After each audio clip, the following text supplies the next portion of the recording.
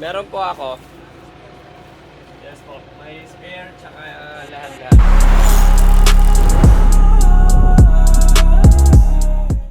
Day 7.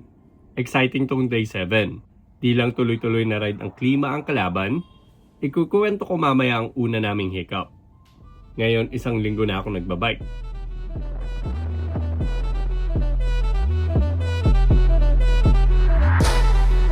Pero for now, nagsimula ang day 7, napapaalis kami ng Tacloban.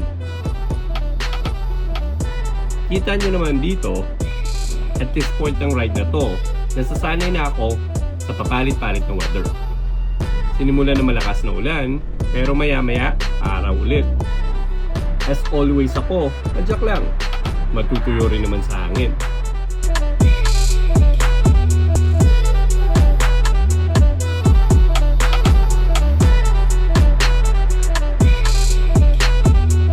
Day 7! Ang sakit ng puwet ko guys, pero ang panahon ngayon mukhang pabor naman sa akin, hindi tirik yung araw. Once again, basa na naman ako sa ulan. Pero mas okay yun kasi nalalamigan ako. Sa Wahoo ko, 569. Bale, mag-1,000 na ako. So, papunta na kami ng Mindanao. Siguro last siguro mga mga 50 miles. And then, off to Roro na kami. Let's go!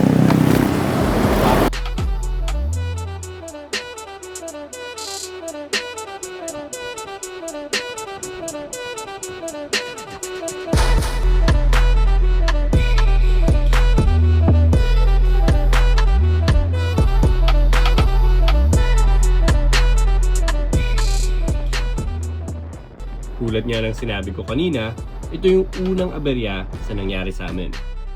Sa 7 araw, first time ko naplatan ng gulong. Meron kasing maliit na bato na tumusok sa gulong ko.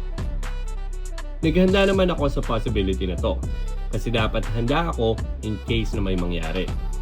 Pero natawa nga ako sa dami-dami kong dinaanan sa sarang daan. Sa mismong flat road ako naka-encounter ng matinik na bato. Pero kanina pagtigil mo, okay pa yan na unahan? Ha? Yung pagtigil mo, okay pa yan?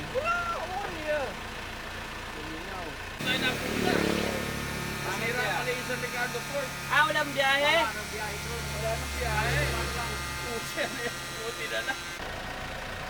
Tara! 2 beses din ako halos na flatan. Gawa ng di inaasahan ng mga nasa kalsada. Napag-usapan pa namin ng team ko na baka ayaw talaga ako paalisin ng Visayas. Nalaman din kasi namin na yung port na pupuntahan namin ay sarado at kailangan namin mag-reroute sa isa pang port para makabiyahe. Kailangan namin magpunta sa Surigao bago lumipat sa port sa Mindanao. Pati si Dan na nag-video sa akin, na-aksidente rin. Pero tuloy lang kami ng team ko. Walang tigil sa plano namin na makaalis papuntang Mindanao naman ang susunod. Ilang ulit kong nasabi at napatunayan sa ride na to, pero napakaganda ng Pilipinas. May mga view na nagpapasalamat ako. Nakita ko na nakabisikleta ako kasi sa totoo lang, akala mo minsan ay nasa ibang bansa ka sa mga bundok at kagubatan na nakikita. Pagkatapos din ng San Juanito Bridge, napuntahan namin ang Agas-Agas Bridge, ang pinakamataas na tulay sa Pilipinas. Tumataginting na 292 feet ang taas nito. For comparison, ang SM MOA, na para bang pinakamataas na mall sa Pilipinas, 180 feet lang. Sobra pa ng 100 feet ang tulay nito. Sa sobrang taas, ramdam na ramdam ko ang presko ng hangin sa taas. Ang saya.